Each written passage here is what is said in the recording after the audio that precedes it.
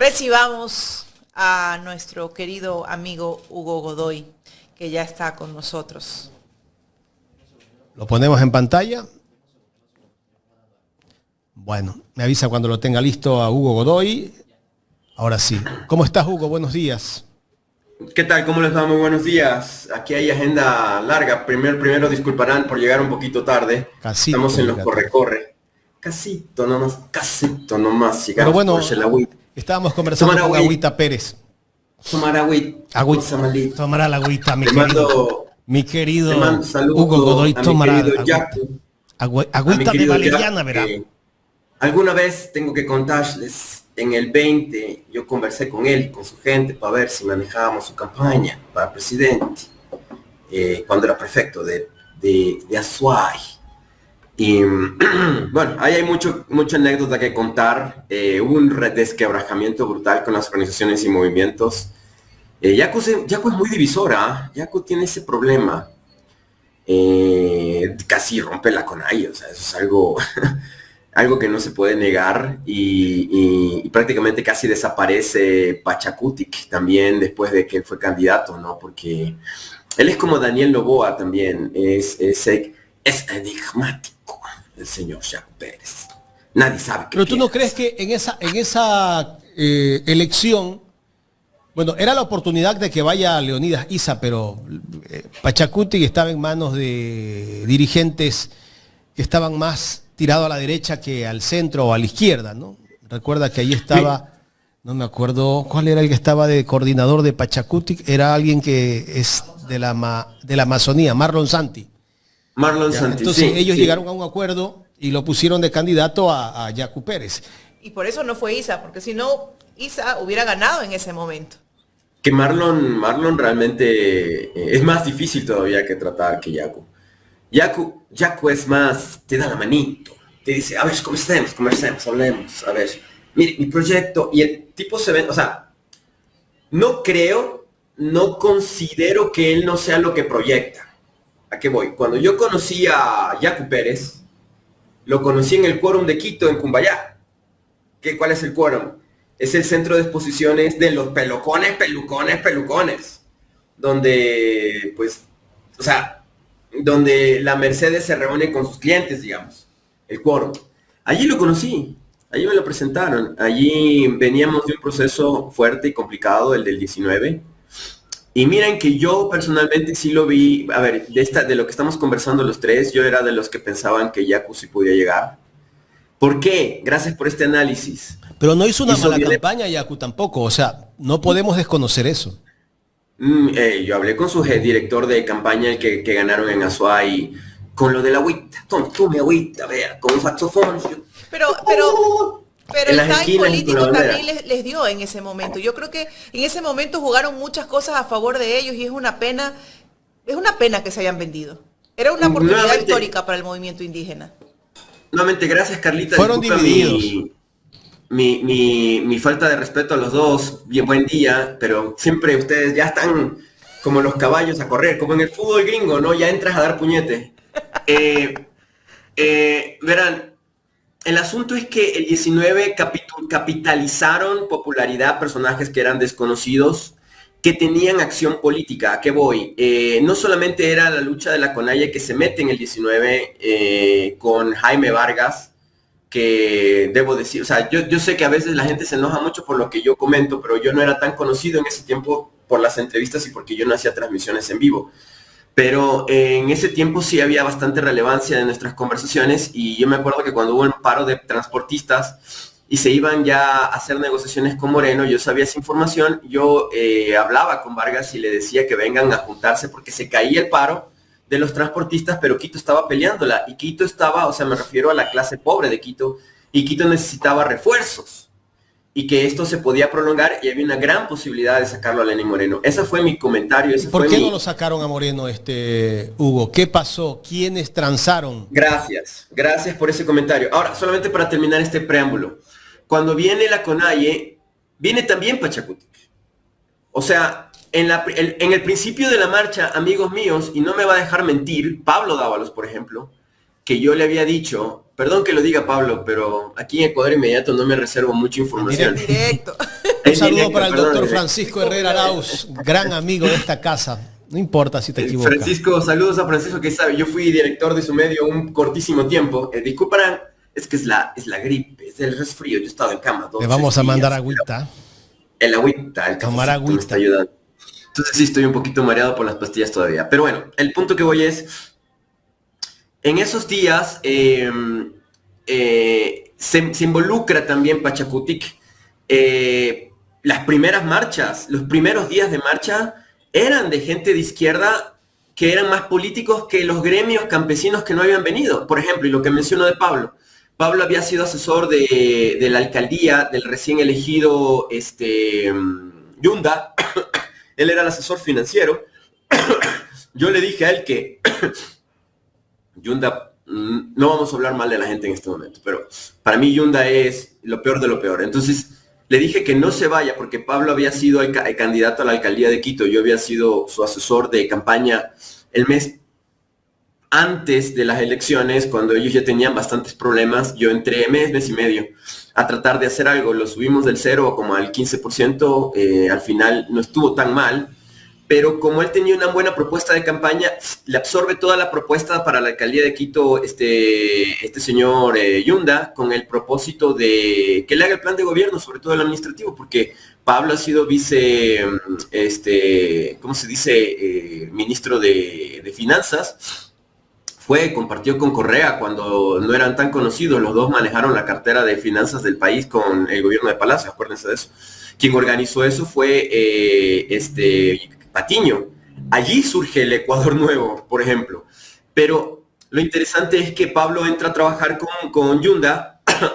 Moreno ve a Pablo Dávalos en el principio, en la línea primera de la primera marcha, le manda la orden, porque el más morenista de todos era Yunda, y eso no lo quiere reconocer él. Yunda es el que inventó, no van a dañar el patronato, el orden, el patrimonio de Quito. Yunda estaba en contra del paro. Totalmente, pero es un hipócrita ese tipo. Pero bueno, al punto que voy es, lo despiden a Pablo, en la misma marcha lo despiden, por Instagram. Como yo tengo gente que sigue redes, le escribo al Pablo y digo, mira, ya te despidieron por salir en la marcha. No, hermano, ¿qué te pasa si yo estoy levantando esa alcaldía? Y le mando la captura del Instagram.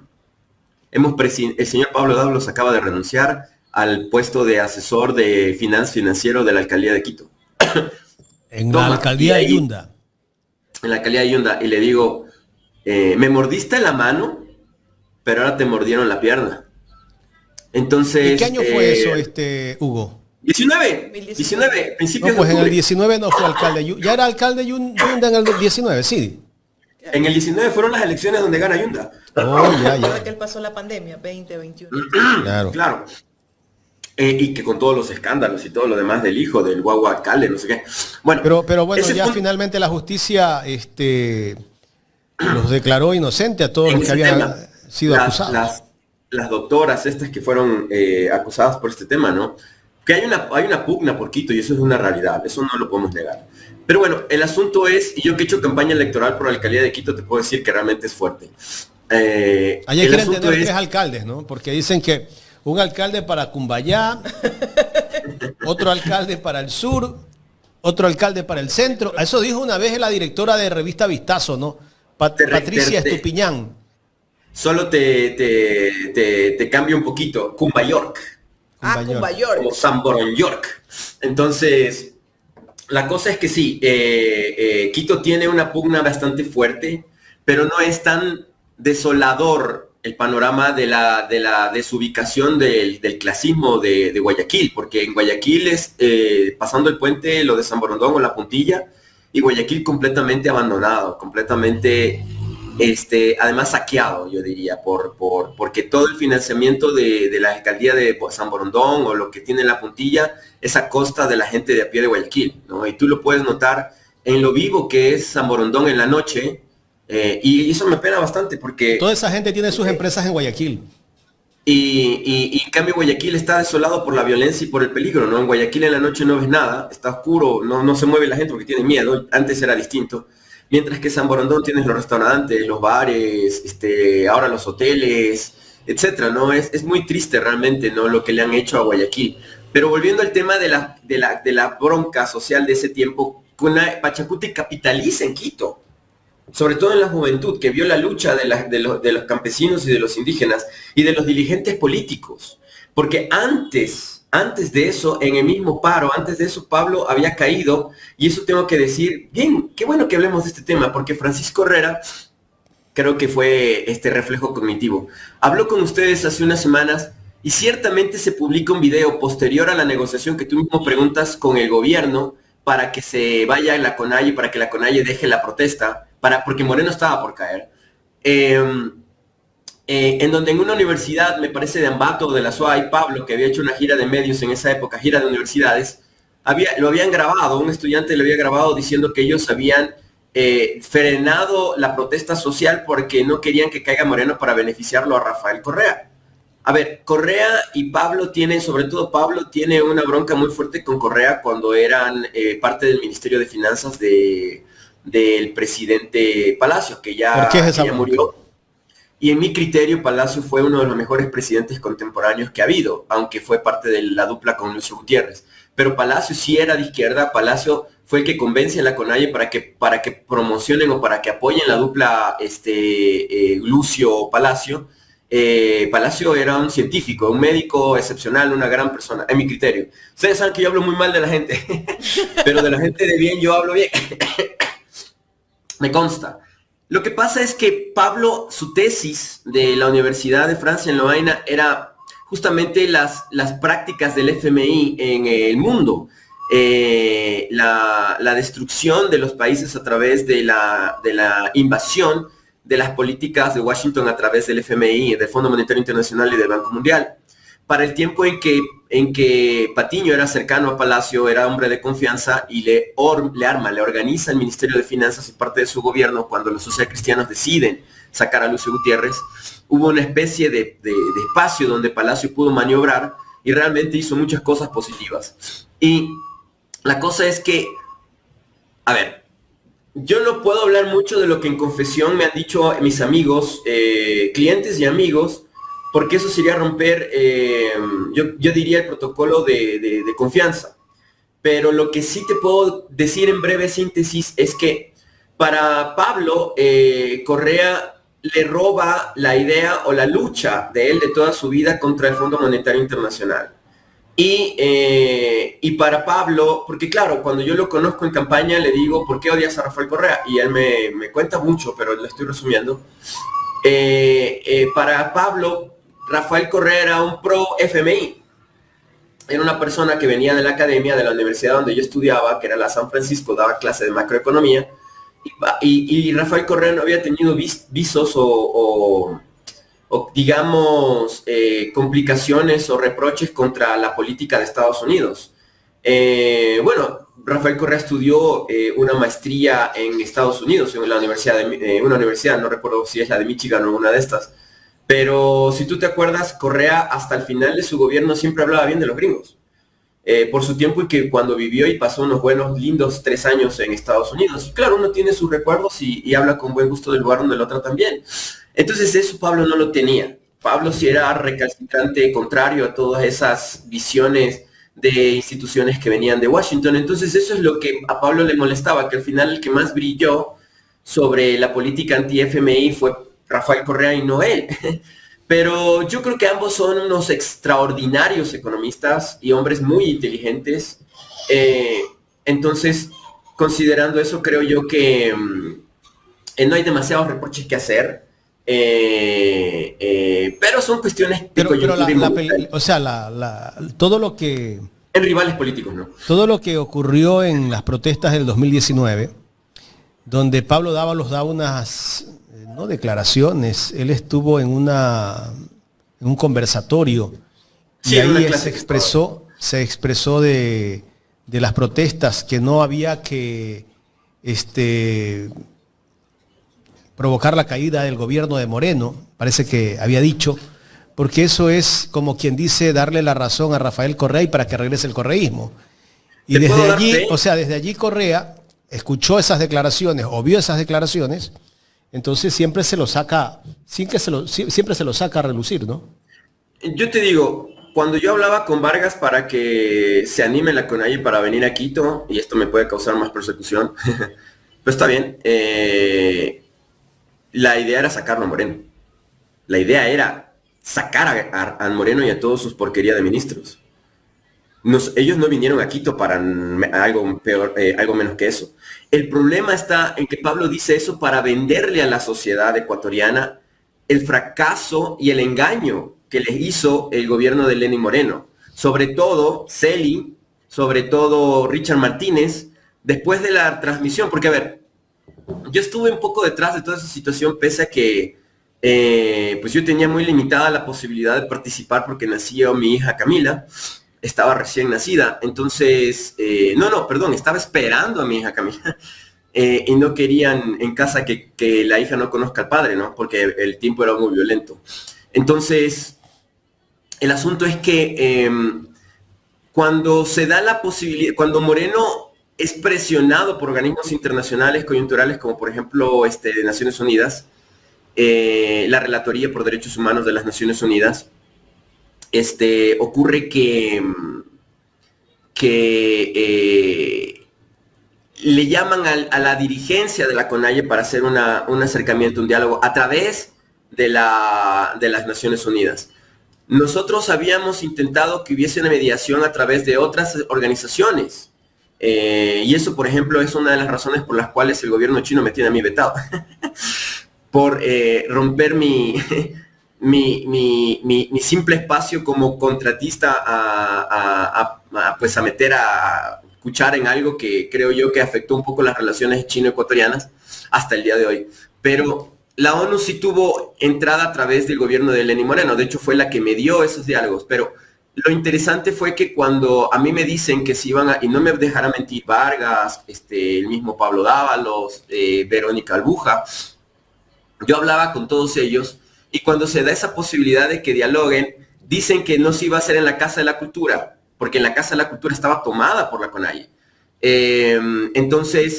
Y yo tenía información de inteligencia de que Moreno había decretado con María Paula Romo más bien había decretado una masacre en la Casa de la Cultura, la expulsión de toditos los comuneros que estaban allí.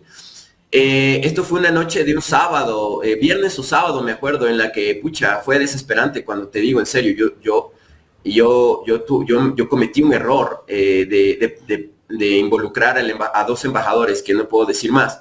Pero al asunto que voy es, le proponen a los dirigentes de la CONAIE un lugar tercero, que era de seguridad del presidente Moreno, que era el colegio militar, el Loyal Faro. Entonces, en unos diálogos de máxima seguridad. Entonces, yo sabiendo eso, les digo, verán, si ustedes van a dialogar con el gobierno, digan, o sea, que ellos pongan el lugar está bien, pero las condiciones del diálogo pónganlas ustedes. ¿Y cuáles son las condiciones de diálogo? Que se abra las mesas de diálogo en señal abierta a televisión. Eso es algo que nunca se había hecho, y eso fue un golpe que le di al maldito de Moreno. Se la hice, porque sabía que todos eran unos imbéciles, empezando por Richard Martínez. Subestimaron al rival. Se abrió la señal, se iba a abrir una señal y dijeron, no, mejor, aquí vamos a hacer ver a estos como son de racistas, ¿no? Aunque Moreno no es ario, blanco, rubio, de ojos azules, ¿no? Pero ni Martínez, pero subestimaron al rival. ¿Y qué pasó? Cuando se subían al helicóptero, que te digo en serio, yo estaba en el teléfono hablando con ellos cuando se subían al helicóptero, hermano. Dime. Desde el gobierno de Moreno, sabemos que Moreno no era el que manejaba todo, ¿no? No. ¿Quién estaba detrás de todo ahí, en ese gobierno de este sátrapa innombrable? Los gringos a través del Ministerio de Defensa, que era Jarrín, y a través del Ministerio del Interior, que era María Paula Valiplomo. Los gringos, la pura y dura CIA. Entonces, para el proceso que estamos viviendo hasta ahora, que empezó con Moreno. Entonces, la cosa es que ellos, muy inteligentemente, en la previa de subirse al helicóptero, habían determinado que iba a hablar cada uno en papel, en físico. No improvisación, es lo que se decía. Yo soy comunicador, o sea, lo que yo hago es usar estrategia. Entonces, todos fueron con un papel redactado de qué iba a decir cada uno según un tiempo. Entonces, ¿qué pasa? Cuando se da la transmisión, todos estaban organizados.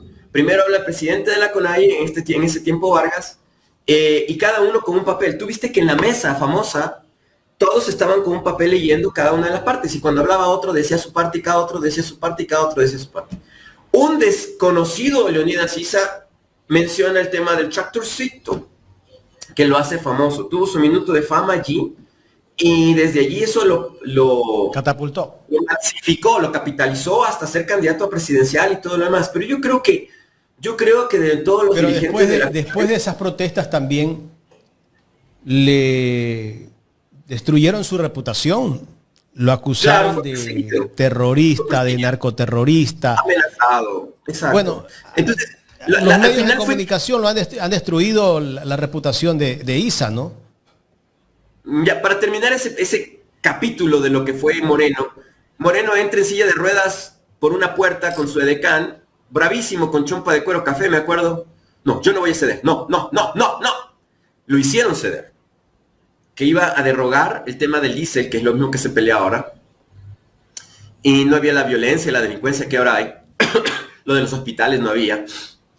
Era el 19, recién la destrucción del Estado llevaba 2 años. Era acelerado, pero no existía el SNAI, por ejemplo. Entonces, él desiste. Pero cuando se apagan las cámaras porque veían que estaban siendo humillados y goleados, ya llevaban 20-0, con 3 expulsiones, cuando apagan las cámaras, se da el problema. Pablo no pudo hablar porque ellos, como vieron al primer mestizo, dijeron, este sí nos va a reventar porque es Pablo Dávalos, es académico y todo. Pero los hicieron hablar a toditos los de Poncho. Toditos los de Poncho arrasaron. Hubo una señora que incluso habló mejor que Leonidas Issa, una señora dirigente que era de la Amazonía. Ella los limpió y los barrió, o sea, fue como el Messi del partido. Entonces, cuando hablaba Martínez y hablaba estupideces, expresidente de la Cámara de Industrias, que ahora están quebrados, Martínez y compañía exigen que se corte la señal. Cuando se corta la señal en esas mesas, ya ahí salta Celi, que también era un pillo, y saltan a manejar el tema de sí, vamos a hacer una mesa y vamos a redactar, porque ya había un documento de lo que se había dicho. Y ellos cambiaron el documento. Lo que se propuso allí, o lo que se pidió, o lo que se impuso allí, nunca se cumplió. O sea, a la CONAIE, Moreno y compañía le vieron la cara. Las muertes, más de 11 muertes, los desmembrados, la bronca, el proceso de destrucción social que vivió el Ecuador en ese tiempo y las pérdidas millonarias para los productores y empresas, no sirvieron de nada porque Moreno no cumplió nada. Entonces, ¿cómo vendieron esa derrota la CONAIE? De que no sirvió de nada. Como decir, no, es que lo que pasó fue que nosotros dejamos que Moreno siga porque si no eso era beneficiar a Correa. O sea, lo que hizo Pablo y compañía fue no aceptar que le vieron la cara a ellos y que no tuvieron una herramienta para presionar y hacer seguimiento, hacer follow-up, como dicen los gringos, hacer un seguimiento de que se cumplan las exigencias de la CONAIE y de la sociedad ecuatoriana. Moreno nunca cumplió absolutamente nada, se largó como quien dice, me limpio en ustedes y me vale. Y mi Richard Martínez se fue al BID, María Paula sacó residencia en Estados Unidos, y, o sea, todos hicieron lo que les dio la gana. Entonces no sirvió de nada el paro del 19. No sirvió de nada. Entonces, ¿cómo la venden? No, es que nosotros lo que hicimos fue una estrategia para que Correa no quede. No, lo que pasó fue que hasta cuando yo pude colaborar, les vieron la cara. Y ese paro fue una desgracia. Eso es lo que es para el país, una desgracia.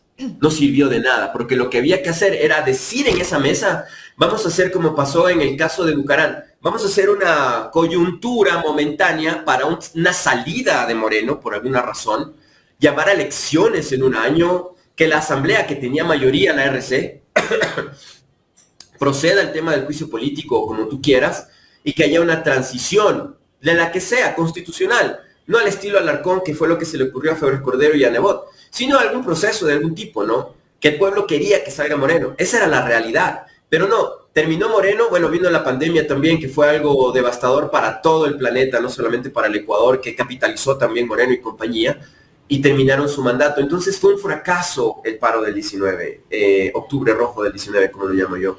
Y ellos lo venden como no fue un fracaso porque nosotros sí manejamos algo de eso. Y eso es lo que no entiende Francisco, porque no estaba donde las papas queman, y yo sí. Y yo sí te puedo decir con certeza lo que te estoy diciendo. No fue que ellos pagaron.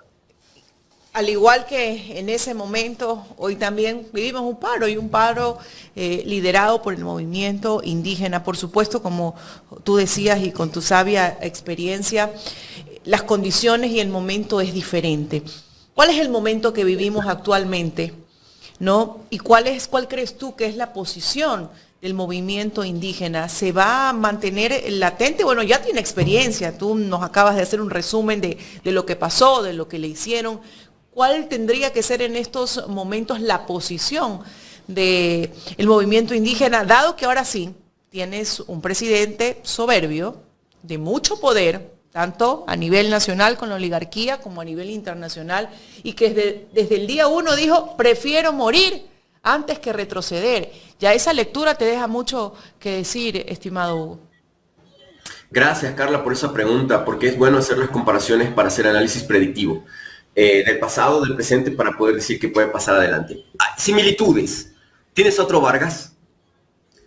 Otro Vargas que también es dirigente de las organizaciones del oriente ecuatoriano, donde la beligerancia es más fuerte, donde la militancia es mucho más agresiva, donde tienes esta guardia indígena que proviene mucha de ella de los IBIAS y de los comandos de selva, que son los mejores comandos de combate que tiene el ejército del Ecuador. Lo sabe el ejército peruano, lo sabe la guerrilla, lo sabe todo el mundo. Entonces, meterse contra ellos es complejo. Eso lo saben los militares del Ecuador, lo sabe el gobierno de Correa por las cosas que pasaron en el 15. Entonces, tienes esa misma beligerancia, esa misma, digamos, valentía. No así los ponchos dorados. O sea, no son ponchos los del oriente. Son de lanzas, las lanzas si quieres llamarlas doradas, pero son distintas. Además ellos conviven con la minería ilegal agresiva, conviven con la guerrilla, conviven con el narcotráfico, conviven con las petroleras. Es muy complejo el tema. Y ellos en el oriente sienten la invasión de un estado actual, un gobierno, un estado que los está invadiendo como invadieron los españoles hace 500 años. Porque nosotros decimos en Guayaquil, Quito, Cuenca, somos Ecuador. Ellos no son Ecuador. Ellos son Shuar, Ashuar, Cofán. Ellos nunca fueron, ellos no estuvieron en la reunión para formar esto que se llama Ecuador. Fueron unos hacendados de origen blanco, europeo, criollo y venezolanos. Lo que está pasando actualmente es la lucha de ellos de más de 500 años de la invasión, ahora de algo que se llama Ecuador, de la misma forma como fue España. Y eso es algo que entender. Okay. Y eso es algo que entender muy bien. El Ecuador los está invadiendo a ellos. Así como el Perú los invade también allá en Loreto, así como Colombia también los invade llevando su narcotráfico, llevando su capitalismo, llevando su destrucción, llevando su corte de selva, imponiéndoles Levi's, Gap, vendiéndoles Samsung. O sea, es una invasión de nosotros ahora, contra ellos. Y eso hay que entenderlo. Señor, ¿cómo se llama el abogado que ustedes le entrevistaban y que después se volvió loquito? Que él no entiende esas concepciones, siendo que dice ser historiador. Pero bueno, el asunto, y esto yo sí entiendo, porque en algún momento por mi profesión y mi trabajo con las petroleras, cuando yo era muchacho, estaba en el oriente y los conocí cuando estábamos en este trabajo de Ispingo, Tiputini y Tambocacha, el famoso ITT, y yo de muchacho no entendía, pero conociéndoles llegué a entender, sobre todo cuando mostraban las cabezas reducidas, de decir, a ti blanco te vamos a hacer esto. Entonces, interesante, pero más allá de aquello, es esa concepción que ellos tienen, muy distinta a las de la Sierra Centro, que tiene influencia Quito, en donde ahí se pelea por la producción agroindustrial, ¿no? A ver, me subes el diésel y eso me va a subir el precio de las papas, me va a subir el precio de del transporte, me va a subir el precio de los agroquímicos que mayoritariamente son derivados de petróleo, etc. Entonces es una cuestión completamente distinta porque les afecta a ellos en sus costos de producción. O sea, si ya bien es muy difícil poder ganar de producciones agrícolas en el Ecuador, por eso hay una gran migración campesina hacia las ciudades, no hay ayuda del Estado, no hay nada. Entonces, cuando te suben en un pequeño porcentaje el costo de producción, ya, cerremos el galpón, ya nos vamos porque, o sea, la ganancia que teníamos por la producción de papa, de la zanahoria, de frutilla, de lo que tú quieras, ya se va al piso. O sea, ya no sirve para nada. Sobre todo considerando que la mayoría de los la mayoría de los productores que salen a protestar son pequeños productores, tienen pequeñas parcelas. que se han logrado en un camino muy largo de lucha social, porque ha habido reforma agraria en el Ecuador, algo que no pasó en Colombia. La razón por la cual nuestros campesinos indígenas no tomaron los fusiles y las ametralladoras es porque hubo reforma agraria en algún momento con presidentes del Ecuador, que vieron que realmente había sido desastroso lo que se había hecho con los pueblos originarios y que se les dio tierras. O sea, a los que antes eran los esclavos eran parte de las tierras, latifundios, huasipungos, etcétera, se cambiaron en Ecuador. Pero eso no pasó en Colombia. Por eso es que en Colombia se vive guerra civil.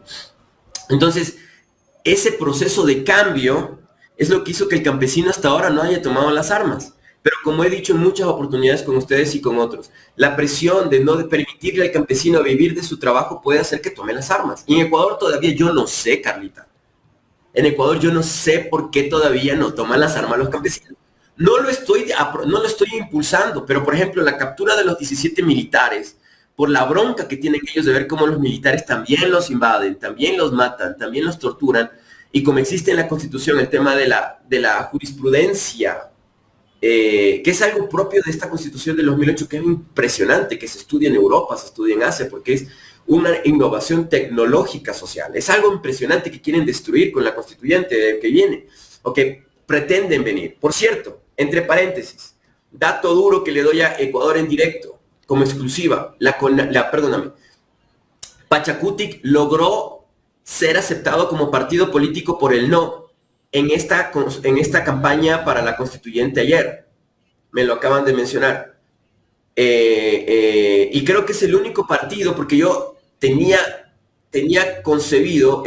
que la estrategia del gobierno es no permitir que el partido que sí ganó las elecciones, que es la Revolución Ciudadana, movimiento político, participara dentro del no, porque eso habría hecho que hubiera presupuesto del Estado para hacer la campaña, y que pues hubiera una fuerte oposición que pudiera permitir que él no ganara, ¿no? Esto se repite, Carlita, con la consulta del 18 de Lenín Moreno y una cantidad gigantesca de partidos.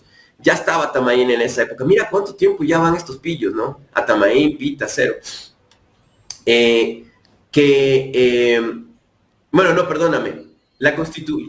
Discúlpame.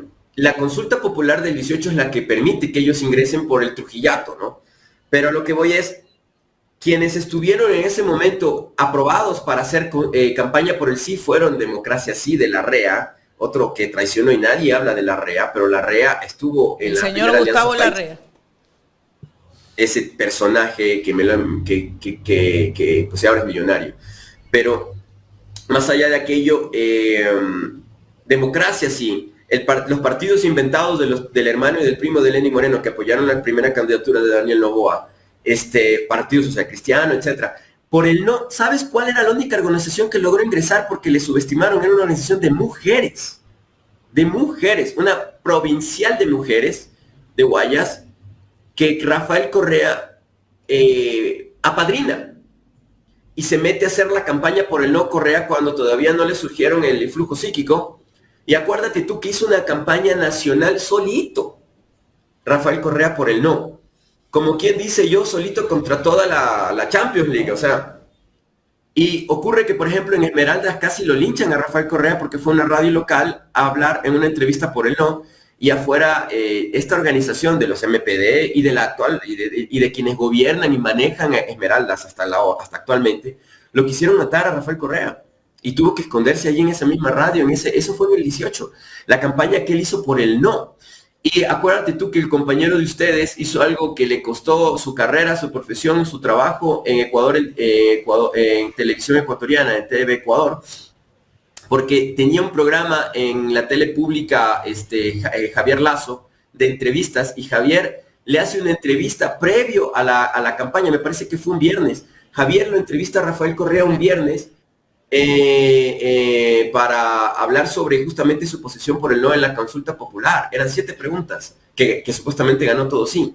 Y Rafael Correa hizo una entrevista brutalmente poderosísima allí con Javier Lazo.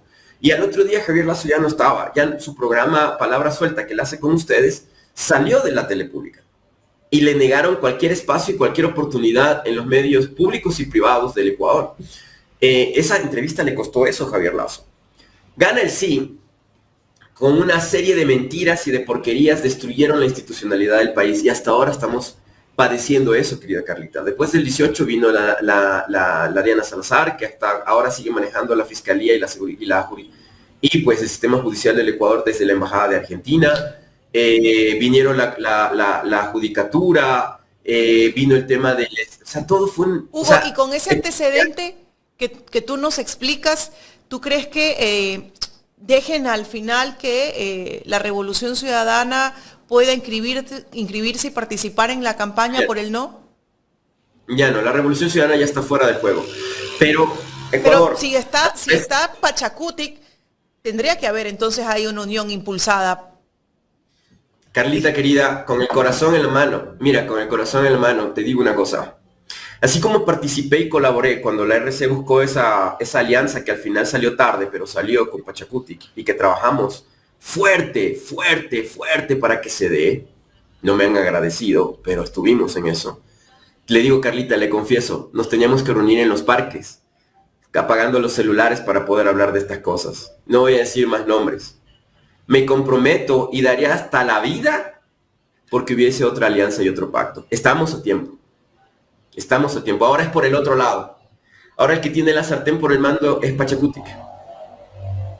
Y puede recibir mucha ayuda, mucha colaboración por parte de la Revolución Ciudadana para trabajar en conjunto, si es que lo desean las partes. Y todas las organizaciones y movimientos de izquierda, socialistas, comunistas, campesinas, sindicales, hagamos un pacto, si quieren. Hagamos un diálogo y un pacto para que nunca más se persiga en el Ecuador la sindicalidad. Perfecto. Yo creo que ese fue un grave error de Rafael Correa, mal asesorado por Alexis Mera y compañía.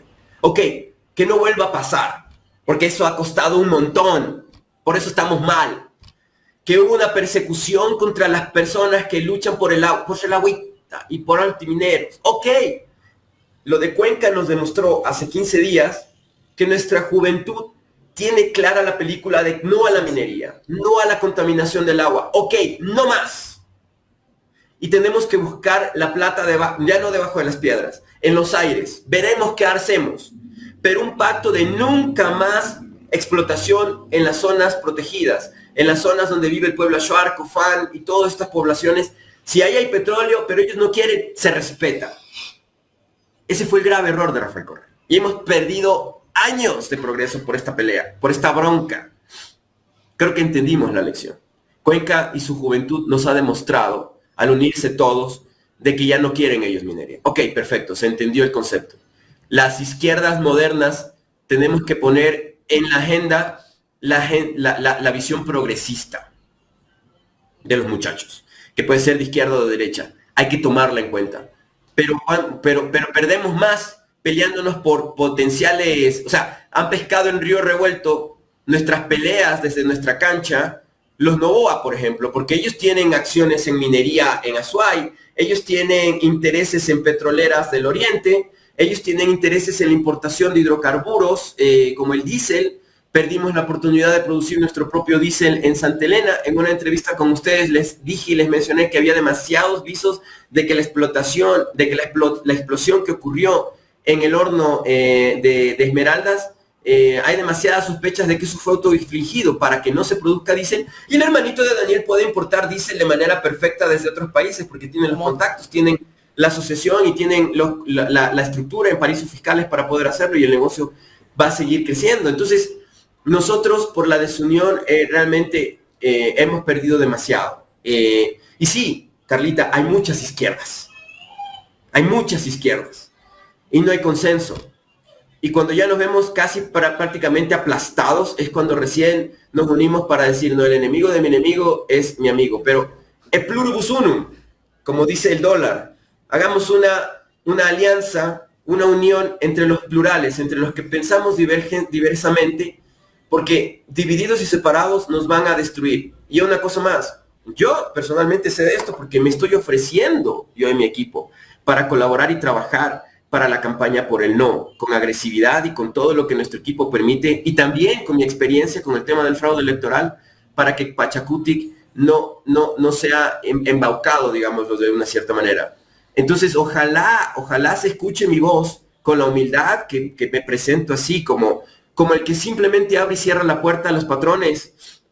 Permítanme de alguna manera colaborar y participar. Y no perdamos esta enorme posibilidad que nos presenta el enemigo al subestimarnos, de como ellos creen que sí van a poder, por las formas que ellos crean convenientes, imponer el sí, tanto los gringos como el tema del grupo que gobierna el país, porque, Carlita, estamos en un momento muy crítico para el gobierno del Ecuador. Su nivel de desaprobación es impresionante, es sumamente alto, está cayendo en picada. Y ellos piensan con sus asesores, los que les puso Jaime Durán Barba, que cobran mucha plata de la Argentina, que si ellos ganan una elección, pueden recapitular nuevamente esa popularidad que supuestamente ganaron en abril 13, ¿no? Entonces, y por el contrario, si pierden esta consulta popular, esto es apuesta porque como les gusta el casino, ¿no? Como a Danielito y a la tía les encanta el casino, por eso quieren preguntarle al pueblo a que vuelva al casino, quieren apostar, ¿no? Y apostar de 10.000, de 50.000, de 100.000 dólares, mientras el pueblo tiene que apostar de $1. Ellos apuestan al todo o nada. Entonces están apostándole a la ruleta todo. A que si ganamos, como sea, y nos imponemos, de aquí nos vamos 20 años. Pero si perdemos, bueno, está bien, ganamos como que 500, 1.000 millones, nos ahorramos un montón de impuestos, le dimos la cara a todos. Bueno, ya ganaron. Yo creo que ya a partir de hoy, de lo que ha pasado en el Servicio de Rentas Internas, ya ganaron. Ya uno de sus objetivos, cumplido, checklist. Ya me imagino que han de ir con un checklist, ¿no? Esos analistas que dicen, no, es que el gobierno no sabe lo que hace, está haciendo todo mal. Eso es falso. Cuando dicen, no se entiende lo que el gobierno hace, el gobierno no sabe qué hace. Es falso. Cuando fue lo de Lazo. Lazo se llevó como 2.000 millones. Y hasta ahora no los agarramos por el tema de lavado de activos. Pero sí, déjame cerrar con el otro tema. Está claro desde tu percepción y tu experiencia que en esta próxima campaña para la constituyente es necesario la unión de las izquierdas para un no. Perfecto. Totalmente. Es necesario. Y desde el día de hoy, desde hoy, jueves 2 de octubre del 2025, desde el día de hoy, deberíamos coordinar unas reuniones de alto nivel, tanto dirigencia, que creo que la dirigencia actual de Pachacutic es extraordinaria. Carlita, están cumpliendo cuando se dijo, tienen que expulsar a los asambleístas, así se queden sin asambleístas que son gobiernistas actualmente y que traicionaron al votante de Pachacutic, los expulsaron hace 15 días y se quedaron con 3 asambleístas. Realmente mi criterio, cuando tengo que decir las cosas bien, hay que decirlas. Extraordinaria la nueva dirigencia de Pachacutic que ha expulsado a los que han traicionado la ideología del movimiento y del partido, porque lo han hecho y se han quedado con 3, hicieron una rueda de prensa, dijeron que no van a ser gobiernistas, están del lado de la CONAIE, que es la madre de ellos. Okay.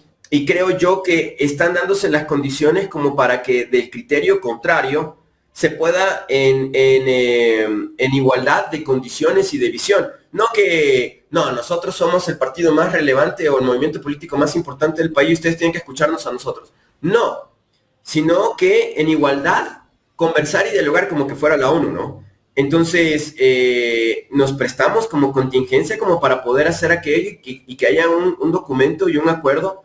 Yo entiendo que hubieron discrepancias, hubieron cosas que no fueron positivas dentro de esta alianza que se dio entre Pachacutic y la RC, razón por la cual el mismo Leonidas Issa no quiso participar dentro de esa reunión, de esa transmisión. Expulsión y separación, ¿no? De Carmen Yolanda Tiupul Urquizo, Rosa Cecilia Baltazar, que son gobiernistas, se pasaron al otro lado. Segunda, Manuel Charo, que todavía, Choro. Esto me pasa a Pachacutic, ¿no? Edmundo Jorge Celda, José Luis Nango, José Fernando Nantipia, como son asambleístas y tienen fuero, creo que se salvan de la justicia indígena.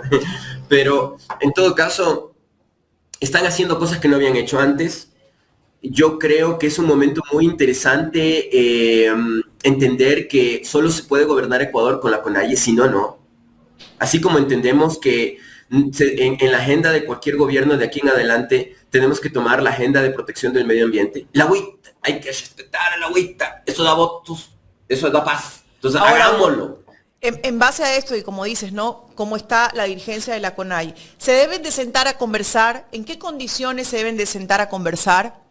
Son preguntas claras, ¿no? Ya tenemos 11 días de paro también. En mi experiencia, con lo que te he comentado del 19 y de otros momentos, sí, todo en papel. Todo en papel y firmado. Y notarizado, si lo quieres. Primer punto. Nada de hablar en mesas de diálogos y bla, bla, bla, y que todo fue hablado. No. Como dice Vladimir Putin. Firmado, notarizado y publicado. Esa es la primera. La segunda, yo entiendo que la CONAIE es un movimiento orgánico. Sumamente orgánico. Para poder llegar a un acuerdo, toda la CONAIE tiene que participar. Y todas las dirigencias tienen que ser escuchadas.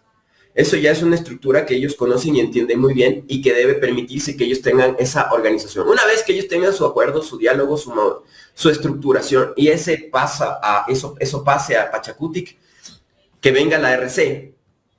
Que la RC de la misma manera, ojo con lo que voy a decir, por primera vez México, por primera vez Guayaquil y Manabí.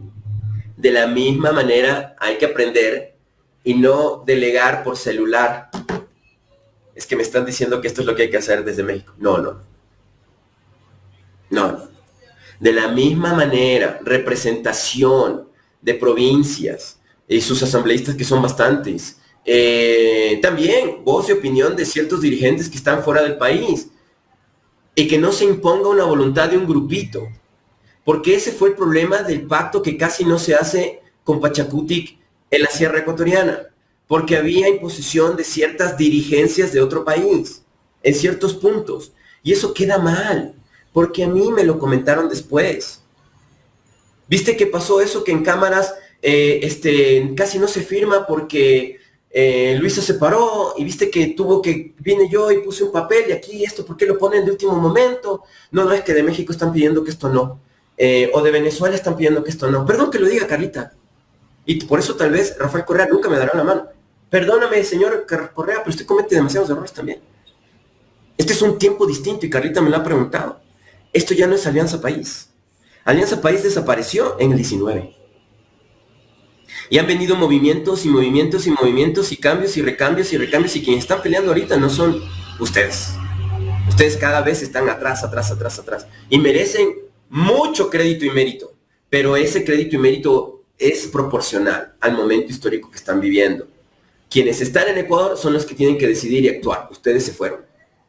Ustedes se largaron antes de. Porque Lula da Silva se quedó a aguantar las balas. Cristina Fernández, con lo viejita que es y con nietos, se quedó. Y también se quedó Evo Morales, aunque casi lo matan.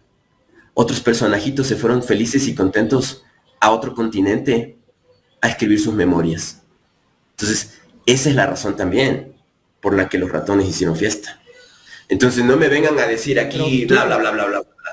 Hugo, tú dices que debieron quedarse. ¿Quién? ¿Rafael Correa? Rafael Correa, los Alvarado. Bueno, los Alvarado en ciertas forma. ¿En qué condiciones? Alexis Mera se quedó también. Si en este país no te garantizan un proceso justo, no hay justicia. Por lo menos en Brasil. Correa, y tenemos a Jorge Glass de ejemplo. En Brasil, en Argentina. Claro. Por lo menos hemos visto que es distinta la cosa. Mira, Cristina Fernández está en su casa. Prisión domiciliaria. Ya, en Brasil las cosas son distintas. Hemos visto cómo ahora el mismo Bolsonaro está siendo procesado.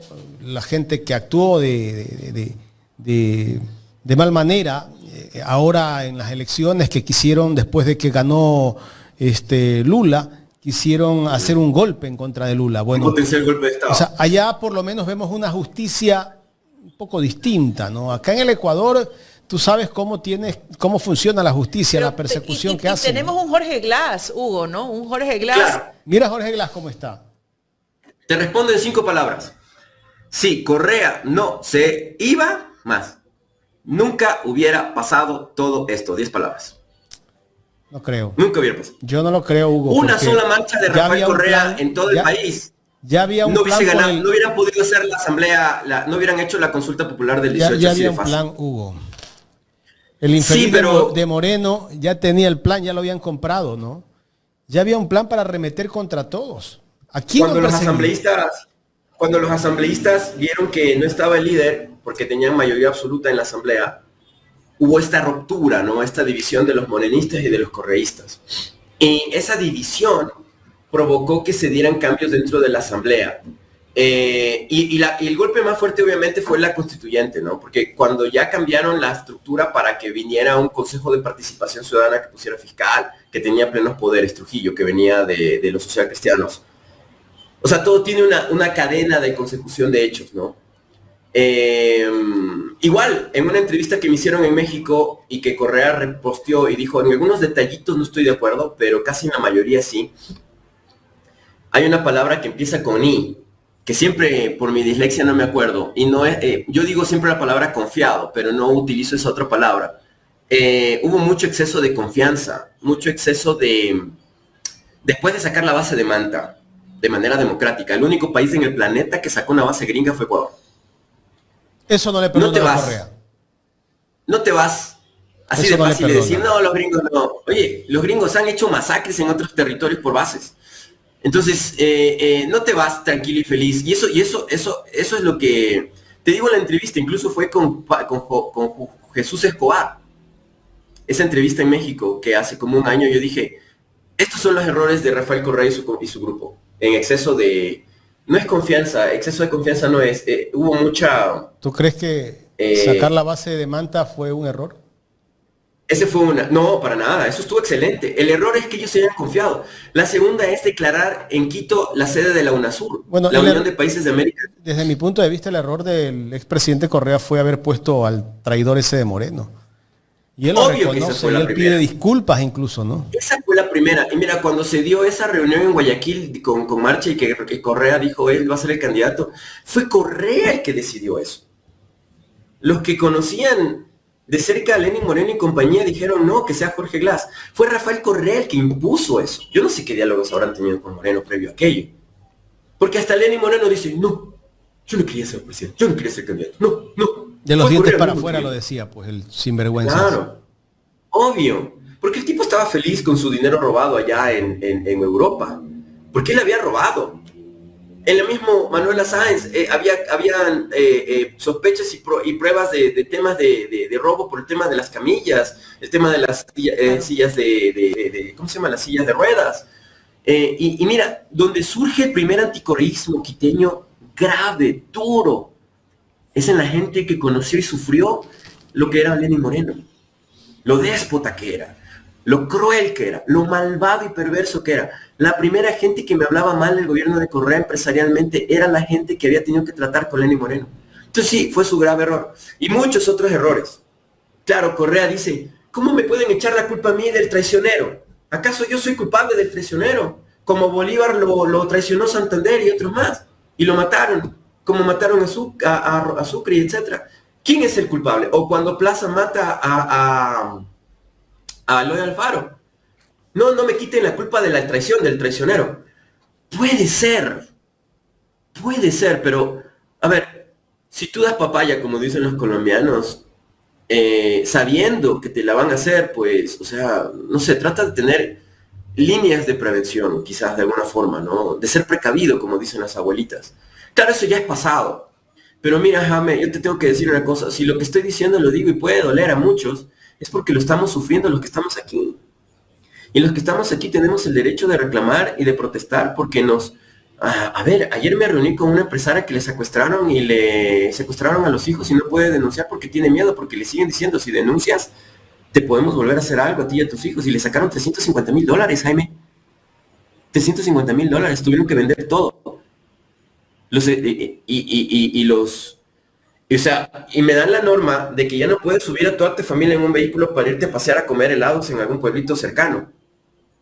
Porque todos cometemos el gravísimo error un domingo de decir en familia, vámonos todos juntos a pasear. ¿Y qué pasa cuando te secuestran? Te secuestran con tus hijos, con la abuela, con el abuelo. Y cuando estás amarrado, dices, no, pues llévenme a mí, no, es que te llevan con todo el combo. Y tú dices, no, te doy lo que sea, pero no le topes a mis hijos, no topes a mi señora, no topes a mi esposo, lo que sea. Entonces, estamos viviendo ese Ecuador. Ese es el nuevo Ecuador. Entonces, con esas condiciones, con esas condiciones, se está presentando también un proceso electoral en aproximadamente un año, el de medio término, que debía ser de la asamblea y no de alcaldes y de prefectos, en donde las prefecturas prácticamente también, o sea, Noboa tiene un control tan brutal de todo, que incluso alcalde que no puede, o que no quiere, o que no le parece, te quito el presupuesto, ¿no? Y tienes un gobierno que ha sido totalmente, o sea, Ecuador vive las consecuencias de un hiperpresidencialismo, ¿no? Y eso también es un error de Rafael Correa. O sea, no puedes tener un gobierno que extorsione a los gobiernos locales con el tema del presupuesto, porque está pasando lo que pasa con Moreno, con Lazo y ahora con Noboa, ¿no? ¿Por qué un error de Correa, tú dices? Que cada 80 años, que cada 50 años podemos tener un buen presidente, después tienes como 30 o 40 pillos. ¿Por qué error de Correa? O sea, porque ellos pensaron que podían seguir gobernando con figuras y con proceso, ¿no? Antes Emplades era la institución o la organización de gobierno que tenías que conversar, que tenías que saber, porque ellos hacían planificación y después con ese documento sabías dónde iba a ir la inversión. Pero todo funcionó en ese tiempo, Hugo. Ahora, por eso mismo. Lo que pasa es que todo lo que se hizo en la época de Correa, ¿no? La Constitución y todo, que todo funcionó. Ahora todos cambian el tema de la Constitución, con la Constitución que tenemos. Este gobierno habla que tenemos una Constitución pro delincuencial y eso es mentira. Que le hacen creer a la gente eso, le hacen creer a la gente. Y que todo lo que se hizo mal. Mira lo que decía un viceministro hace poco, que las unidades educativas del Milenio fue una mala inversión que se hizo en el Ecuador. Imagínate que la educación es una mala inversión. Eso solamente tú puedes escuchar en un gobierno neoliberal como el que tenemos en este momento, que lo que quieren ellos es tener a la gente en ignorancia, ¿no? O sea, los mismos creadores de, por ejemplo, Acosta, que fue presidente de la Asamblea, que también estuvo en esa primer marcha de Conay y Pachacutic cuando en el 19, esa primer marcha estuvo también Acosta, que fue el presidente de la Asamblea Constituyente de Montecristi. Y él también menciona y dice que hubieron algunas cosas que pudieron perfeccionarse, y todo lo humano es perfectible. Los que hacen programas todo el tiempo están haciendo mejoras, programas de computadora. Windows te manda actualizaciones, iPhone o Apple te manda actualizaciones, porque todo es perfectible. Todo se va analizando, se va viendo errores y se va mejorando. La Constitución es, yo creo que la mejor que ha tenido el Ecuador en su historia. Obviamente tiene cosas que pueden mejorarse porque los pillos aprovechan más bien la Constitución para sacar provecho. Lo que tú bien mencionas, la Constitución es muy buena, pero mira cómo abusan de la responsabilidad del Ejecutivo de manejar presupuestos. Por ejemplo, abusan del tema de gastos reservados. El tema de gastos reservados está financiando toda la campaña de Noboa, está financiando la publicidad engañosa del gobierno de Noboa, está financiando también la metida de mano al Instituto Ecuatoriano de Seguridad Social, ya hay denuncias de eso. El viernes, como ustedes bien publicaban, se aprobó una ley para defalcarlo al BIES, al banco del IES, pero claro, nuevamente, el hecho de que en algún momento una organización tuvo un buen gerente, una buena administración, y que ese buen gerente pudo hacer bien la administración de todo lo público porque era una persona honesta, no significa que podemos permitir esas mismas libertades a otro gerente que venga, porque probablemente ese gerente pueda aprovechar esa libertad para convertirla en libertinaje. Entonces hay que poner candados, hay que poner blindajes. Yo te mandé un documento ayer, un análisis que me pareció interesante para mí, lo que demostraba de los presidentes que podrían no terminar su mandato. Analicemos eso, Hugo, pasemos a eso porque ya estamos casi que cerca de la recta final de este diálogo. Perfecto. Sería importante analizarlo. La gente que está conectada, por favor, tenemos más de 4.000 personas conectadas y solo tenemos 2.600 likes. A ver si llegamos a los 3.000, por favor, esa es la meta. Como dice DJ J, comience a poner like, quien está conectado o se olvidó de poner like, apóyenos con el like, y quien pueda hacer un super chat, bienvenido sea, haga su aporte vía super chat o en la cuenta de ahorros del Banco Internacional 8043 801. Y si no es por esa vía, hay PayPal. En PayPal estamos como jaimeandres11@hotmail.com. Bien, tenemos el flyer, Jorge, lo ponemos en pantalla. Aquí está. Presidentes que podrían no terminar su mandato en América. Póngale like, ¿cómo es que dice el buen amigo el chochólogo y también ustedes? Póngale like, suscríbase, apóyele, colabórele. Apóyele, exactamente, Ecuador en directo. Bueno, este es interesante, más allá del análisis que hacemos de las distintas encuestas de estos países, de toda América, y que resulta ser que estos tres son los hombres presidentes de ejecutivo en sus respectivos países, que están teniendo graves problemas de gobernabilidad, tienen cosas muy en común. Y una de esas, por ejemplo, es el abuso del ejército y de las fuerzas de seguridad para hacer represión a su pueblo, ¿no? Milei, Noboa y Trump están militarizando sus países, ¿no? Y eso obviamente provoca que también aumente el rechazo popular y ciudadano, ¿no? Los tres presidentes tienen levantamientos continuos y constantes en sus países, ¿no? Y están cooptando o apoderándose de todas las estructuras del Estado de sus distintos países, y también están chocando con las pocas estructuras de democracia que existen. Vamos desde atrás. Trump, por ejemplo, gobierna a través de decretos ejecutivos, porque hay hiperpresidencialismo en Estados Unidos, es una condición parecida a Ecuador. Él emite decretos para hacerle daño a los derechos de otros grupos humanos, por ejemplo, el tema migrante. ¿Y qué pasa? Las cortes, por ejemplo, la Corte de Justicia y las Cortes de Estado, están peleando y pugnando el poder con Trump, porque le dicen que sus decretos son inconstitucionales, y tiene esta crisis, tiene este problema, y él está presionando para apoderarse de la poca independencia de funciones en lo jurídico que hay en Estados Unidos. El caso también de haber puesto una fiscal que también mira para otro lado, en el caso de la pedofilia y del escándalo con Epstein, ¿no?, en donde también está involucrado este señor. Entonces se junta también con un Milei de los tres es el único que no tenía mayoría absoluta en el Congreso de la República Argentina. Él es el único que tenía menos gobernabilidad. Noboa y Trump ganaron con una ventaja en el legislativo, ¿no? Pero esa gobernabilidad la están perdiendo. En el caso de Trump tenía mayoría, o tiene todavía de legisladores, pero en la Cámara Baja, pero mira que ahorita no tienen presupuesto aprobado y ahorita no tienen cómo pagarlo federal. En el caso de Noboa, mira, hay ruptura, hay pelea, hay disputa en la Asamblea del Ecuador, y esa ventaja absoluta que tiene Noboa se está complicando bastante porque la Asamblea del Ecuador está muy desprestigiada. Noboa está afectando también a otra institución del gobierno y se pelea con la única estructura que le impide su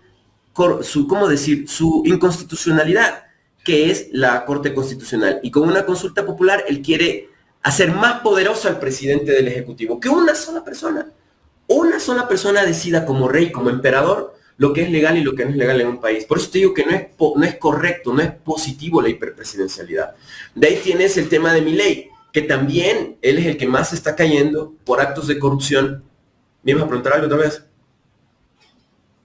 Allá piden el 3%, ¿no?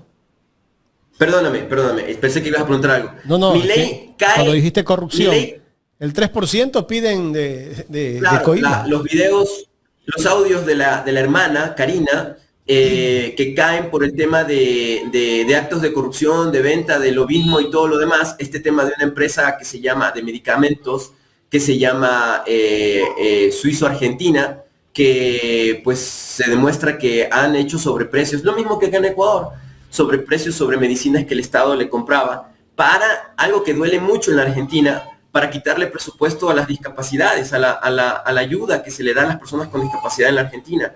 Pero el escándalo de la Argentina, considero yo, es menor al escándalo de lo que ha pasado en Ecuador, porque la muerte de las criaturas en hospitales públicos de Guayaquil es brutal. Yo creo que eso significaría la destitución inmediata de Noboa y de todo su equipo, incluso ministro de Salud, etcétera.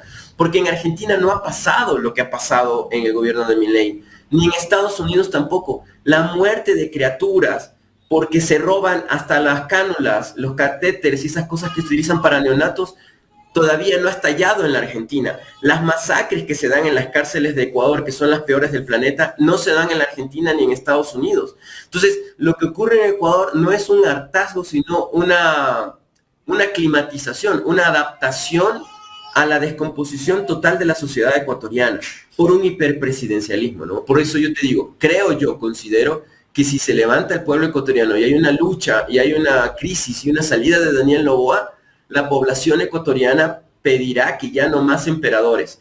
Tanto esa gran masa que todavía mantiene a Noboa, que es el anticorreísmo, nuevamente te repito.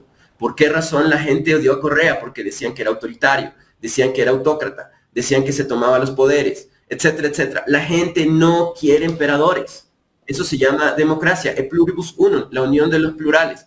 Entonces, no está bien, aunque, mira, para los cristianos, aunque venga Jesús sobre la tierra y gobierne el sol, no está bien, no conviene, porque tarde o temprano alguien va a aprovecharse de eso y va a hacerle daño a otro ser humano por poder. El poder corrompe, Jaime, el poder corrompe.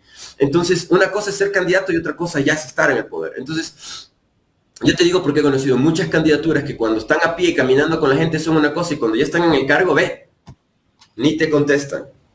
Entonces, el tema es, Milei es el primero en poder caer porque tiene un 72% de rechazo en la Argentina. Algunas encuestas están más arriba de eso, otras están un poco más abajo.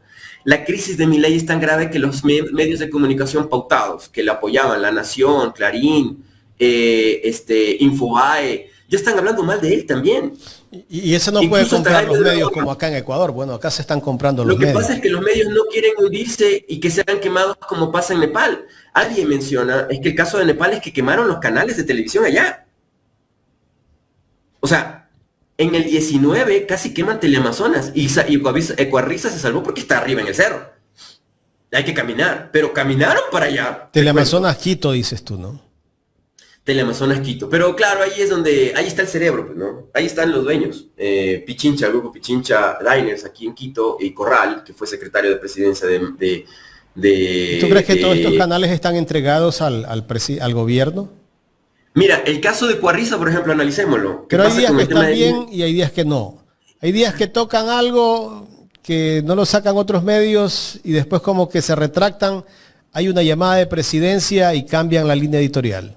Ellos también tienen estas encuestas, estos análisis, y ellos obviamente dicen hasta dónde podemos llegar y hasta dónde nos retiramos para no hundirnos con el Titanic. Entonces, los medios son negocio y sobrevivencia, ¿no? Porque al fin y al cabo dicen, bueno, ganamos de este gobierno, ganamos del otro, siempre vendrán otros. Hugo, Espinosa, seguiré aquí.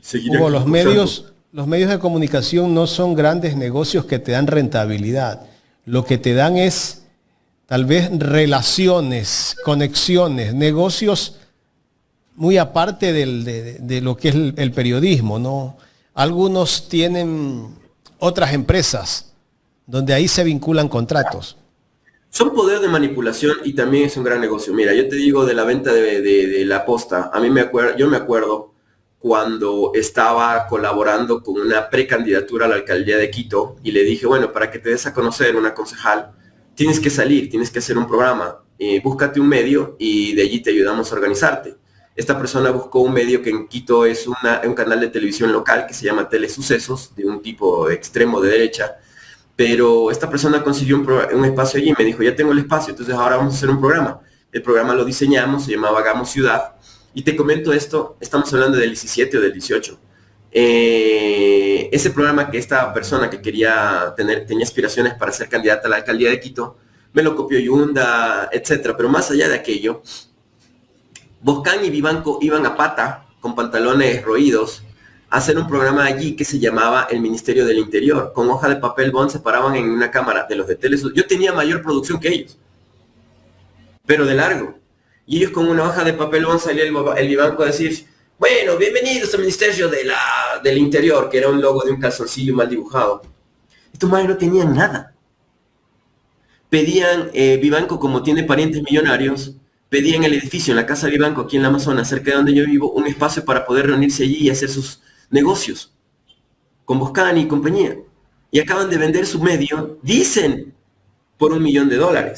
Porque por el otro lado, esto es como cuando vendes una casa, ¿no?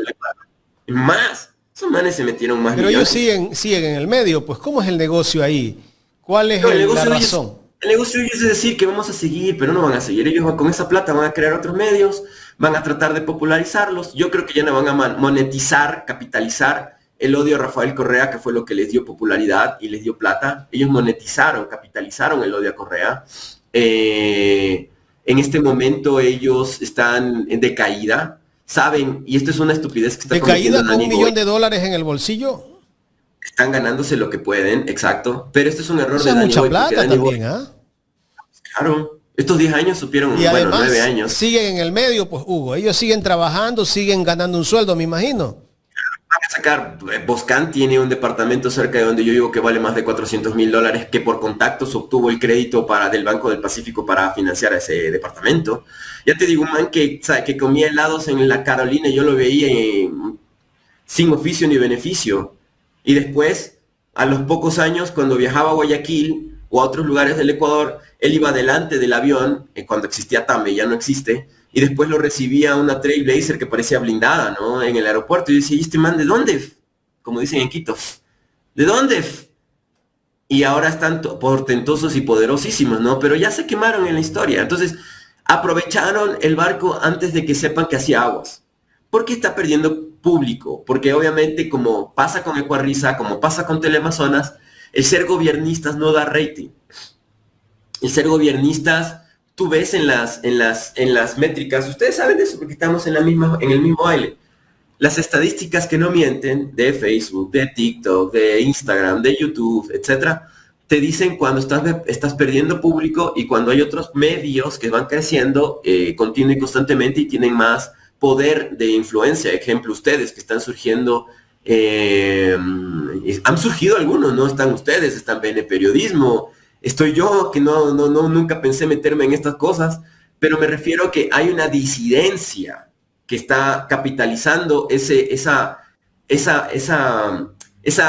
resultados de la mala apuesta de la población hacia la derecha en Ecuador, y esta tendencia obviamente nos está haciendo ser disidencia en las calles, disidencia en la entrevista, disidencia en los reportajes, disidencia en la investigación. Y lo que va a pasar es que ahora Boscan y Banco, que son muy pilas, sacarán otro medio de comunicación en donde serán más centro, en donde serán más de izquierda, en donde ya no hablarán mal de Conalle. Mira que ellos fueron gravísimos, ¿no? ¿Te acuerdas cuando le dieron espacio en TC Televisión, medio del Estado? TC Televisión. TC Televisión. Donde salieron, pero como fachosos ya. Salieron ahí. Salieron como fascistas, ya hablar directamente de racismo y de ataque físico hacia un dirigente campesino. Pero ahí estaban auspiciados por el gobierno de Lazo, pues, ¿no? En ese tiempo era Lazo. ¿Y qué pasó? Cayeron. O sea, yo he hecho televisión, pero ellos en su caso, su gran inauguración, no sé, su gran lanzamiento en la tele fue un fiasco y un fracaso total. Entonces ellos, su formato ya no prospera. Además, quien les financiaba y les hacía ganar millones era Lazo. Y también la Cámara de Comercio y la Cámara de Industrias de Pichincha. Ellos ya no les dan. Quien les pagaba y les daba mucha plata, por ejemplo, era el Partido Social Cristiano. La prefecta que salió por la señora Guillaga les dio un montón de plata. Silvia Viteri le dio un montón de plata a Vivanco y Boscan. Se fueron a hacer el Castigo Divino Guayaquil. Y ellos por eso salieron a decir, no, fraude, ganó el Partido Social Cristiano reelección en Guayaquil y en la provincia, porque eso le vendieron como los grandes estrategas, como vende también el chiquitín, este loco que ahora parece que tiene las barbas blancas, el Manaba, ¿cómo se llama? Vera. Le vende al Estado. Él le vende al Estado, no es que yo saqué a Correa, es que yo hice esto, es que yo fui el que fortaleció a Moreno, por eso tienes que darme 300,000, 400,000, porque mi discurso, mi mensaje, mis TikToks realmente mueven al público y al pueblo. Claro, y él salió diciendo que eran los ancianistas lo que le hicieron ganar a Noboa, cuando lo desmentimos aquí con estadística y con números, y el tipo cada vez está más para caída, ¿no? Y está más en X, y X, ¿quién es X? O sea, ya realmente... Cada día que pasa, la gente les va detestando más, cada vez se van a comer en algún lugar y nadie les da la mano, cada vez huelen más feo y cada vez pues les toca irse a lugares más exclusivos, ya solamente van a comer en el Bankers o en el Club de la Unión, supongo yo. Entonces, en donde están chiros, donde cada vez las mesas están más vacías. Entonces, está en decadencia esa estructura, Jaime. Entonces, por eso vende. Pero Noboa cree que como ellos tienen también sus asesores que les están diciendo que con esta apuesta de 100.000, de cuántos millones compraron a Radio Centro, compraron a La Posta, compraron a la Contra, no es la Contra, perdóname, la Defensa, de eso nadie habla, compraron la Defensa, compraron algunos medios para tener una estructura mediática en redes, para pelearte a ti, pelearme a mí, pelear allí, pero está bien difícil para ellos. Yo creo que es plata que está perdiendo Dani, porque Dani es muy mal empresario. La han hecho bien, la tía le hizo bien ahorrándose los impuestos y tanta vuelta, pero en el tiempo que lleva esta nueva generación de los Noboa manejando gobierno, oye, en serio, ¿cómo pierden plata? Los mismos primos que se metieron en el Barcelona, qué bestia, cómo son de botarates y cómo pierden plata. Bien dice el dicho que el abuelo hace el billete, bien o mal, el hijo más o menos administra y los nietos lo despilfarran, ¿no? Y así se pierden las fortunas. Y en el caso de los Noboa es algo real. Claro, Daniel se parece más al abuelo. Eso es un análisis también de perfil que hemos estado en mente, porque Daniel no es el padre. Eso es indiscutible. Daniel es mucho más frío, mucho más calculador, mucho más peligroso. Bien dice él que él es un enemigo muy peligroso, como el abuelo. Como el abuelo. O sea, bien dicen que los nietos se parecen a los abuelos, no a los padres. Entonces, Daniel es el que más ha sacado las características del abuelo. Verlo a la forma como actúa él, aunque él es más brillante, ¿no? Él es más brilloso, como es así, Hills Christ. Entonces él no tiene esa postura de no figurar, más bien es al contrario. Él es un príncipe y como príncipe quiere que pues le hagamos corte todos. En cambio, Luis Noboa sabía de dónde vino, supo cómo hizo su billete y obviamente mantenía perfil bajo. Siempre perfil bajo. Manejaba los hilos, pero siempre por abajo. De hecho, creaba otros personajes para que le manejen las cosas, como Febres Cordero. De eso hemos hablado largo y extenso. Pero en cambio, Daniel es como Guillermo. O sea, él no quiere intermediarios, él quiere decidir, él quiere mandar, él quiere ser el jefe, el todólogo, el más absoluto, ¿no? Y como hemos dicho aquí y en otros espacios, el que mucho abarca, poco aprieta. Daniel le gusta tener mucha multiestratégica y abrir muchos frentes para dividir a las disidencias. Pero eso está mal, porque, por ejemplo, mira lo que pasó en Imbabura, mira lo que ha pasado, ¿no es cierto?, en Tungurahua, mira lo que ha pasado también en las provincias donde él tuvo más votos. Se fue allá para bañarse en popularidad y para dividir a las disidencias, y ahora resulta que el voto lo está perdiendo justamente en esas provincias. Está perdiendo porque allá fue con represión, allá fue con militares, a nadie le gusta eso. Y Noboa está perdiendo el voto duro que tenía en la centricidad del país, ¿no? En la Sierra Centro. Tungurahua, donde está pues esa derecha hacendada, qué sé yo, que tuvo buenos años de producción con el gobierno de Correa y que se olvidan de eso, del ternero cuando era vaca, y que ahora pues no van a vacar esas empresas que no eran un gran cosa, ensambladoras, y que ahora pues tienen una portentosidad, ¿no? Porque las salvaguardias les ayudaron a tener mercado, se olvidan del ternero cuando era vaca. Y allá está la ultraderecha que votaba por Danny Boy para abrir mercados, y ahora no venden un carrito ni en Colombia, ni en Perú, ni en Ecuador, porque con los tratados de libre comercio, China importa directamente prácticamente todos los autos fabricados en China, y estamos fritos, hermano. Estamos recontra fritos, se están cerrando las fábricas. Mazda, que es Maresa, ahora ya no vende pues los carros que antes vendía, ahora también se vender chinos, ¿no? Y todas estas familias portentosas, ¿no? Yo te digo, cuando la última vez que vi a Lenín Moreno, lastimosamente, para desgracia mía, la Cámara de Comercio, la Cámara de Industrias, que tanto odiaba, ¿no? Este man de Alarcón, ¿no? Que salía en Ecuavisa todo el tiempo, ¿no? Hablar mal de Correa, que las salvaguardias, que ahora las hace Trump. Y todo lo demás, ahora no hacen reuniones cuando nos invitaban ahí, pues en el Swiss Hotel, con 3 coffee breaks y trayendo gente de otros países. Mira que Ecuador fue escogido en el 18 para ser la sede de la gran reunión de las cámaras de comercio de toda América Latina para aprender lo que había hecho Ecuador. ¡Wow! Donde veías a un Luis Baker, ¿no? El de Pronaca, decir, ahora ya estamos bien, ahora estamos perfectos.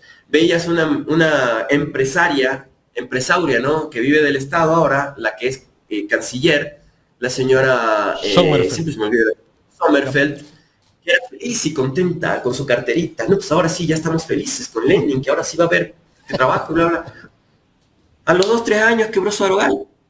Y después montó otra empresa, también quebró. no puede vender los departamentos de lujo que construyó en la época correísta aquí cerca donde yo fui a ver y te quieren vender un cuadrado en 300 y pico de miles de dólares, ¿no? ¿Dónde meto hasta el... Ahí no pedí ni para lavandería, hermano. Sí, estás en un sector, lo que tú quieras, pero... O sea, la verdad, ellos mismos se dispararon en el pie y ya no hay esas condiciones. Están en el último aire, en el último respiro de lo que promulgaban y criticaban y gritaban y vociferaban en el 17. Llegamos al 25 y realmente todos están quebrados. Noboa saca unas estadísticas falsas de exportación. Solo hay monopolio y oligopolio. La tía se está quedando con casi toda la agroproducción. Solo le faltaban los lácteos y ahora con la True Leche ya pues ya tiene todo. Pues no, ya la señora se compró hasta creo que Rey Sahiwal. O sea, la leche de Ecuador va a ser Noboa. O sea, ya no solamente es la avena, ya no solo... O sea, y el primo y el cuñado y por ahí el otro, el Campana ahora también va a ser el gran constructor del país. O sea, esta familia quiere que se llame, con esta constituyente de imponerla, será ya no República del Ecuador, sino República de Noboa, la República Bananera de Noboa. Y eso es lo que tenemos que decir en campaña. Con lo que están buscando es cambiarle el Ecuador, esto del nuevo Ecuador va a cambiar, ya no va a ser la frase el nuevo Ecuador, la nueva república que es Noboa, porque si nosotros hacemos plata, pues por eso mismo tienen que seguirnos, porque nosotros sabemos qué hacer, ¿no? Con pillería, con el narcotráfico, con la minería ilegal, etcétera, etcétera. Entonces, todas esas condiciones se pueden dar después del 12 de noviembre. Y obviamente, estamos en una situación parecida, para volver a la pregunta original de Carlita, del 18, una toma del poder a través de una supuesta legalización por consulta popular, pero también recordemos que hubo una consulta popular en el 22 que perdió Guillermo Lasso, una consulta mañosa que también buscaba tomarse más atribuciones y poder para Guillermo Lasso, que las pierde, 21-22, a algunas personas le costó la vida, como mi amiga Micaela Andrade. La campaña por el no le costó la vida a ella, y eso es algo que le debe el Ecuador, a ella y otras personas que fueron perseguidas, acosadas. Y ahora se viene esta consulta popular siguiente, y obviamente los que se pongan con el no nos van a perseguir como sea. Ya hay jueces, a Godoy, como aquí en una entrevista les dije, Godoy lo van a poner en la judicatura nuevamente, ya está en la judicatura. Ya te están persiguiendo. Ya me están persiguiendo a mí, lo están persiguiendo también a Washington Andrade, lo están persiguiendo a un montón de gente también con la fiscalía. Entonces, y se inventarán el agua tibia, lo que sea. Pero ahí estamos, ¿no? Los que nos quedamos, pues le estamos apostando. Y yo creo que ahora somos más. O sea, a diferencia del 22, ese discurso de fuerza Correa, fuerza Correa, fuerza, ya no es tan fuerte. Ya estamos cayendo, ya estamos rozando el abismo. Fuera, Noboa afuera. Ahora es fuera, Noboa afuera, como la encuesta lo que te mostramos. 3 presidentes. Solo América del Sur tiene 10 países. Y mira que 3, entre esos 3, el segundo es Noboa, que podría no terminar su mandato. Y con la temporada de golpes, de caídas de régimen que hay, en Nepal ya cayó, Marruecos ahorita se está incendiando.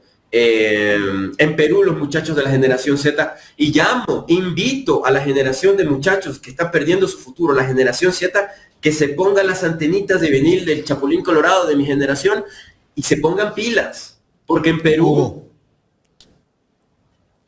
eso lamentablemente el tiempo se nos ha terminado. Queremos agradecerte por este análisis que has hecho el día de hoy aquí en Ecuador en directo. Muchísimas gracias, Hugo. No, a ustedes, gracias como siempre por la oportunidad y por la invitación. Les invito también y les recuerdo a los de Ecuador en directo, a todo este maravilloso público, que cuando lleguen a los 200,000, por favor, invítenme a la fiesta, que ya están cercanos, y que me sigan en Sorprendente Films y mis cuentas de Google, por favor. Sorprendente Films. Es donde también, como películas en inglés. Perdón, ese fue un exabrupto de hace unos años atrás. Gracias, Hugo. Un abrazo. A ustedes, un buen día y una buena semana. Chao, chao.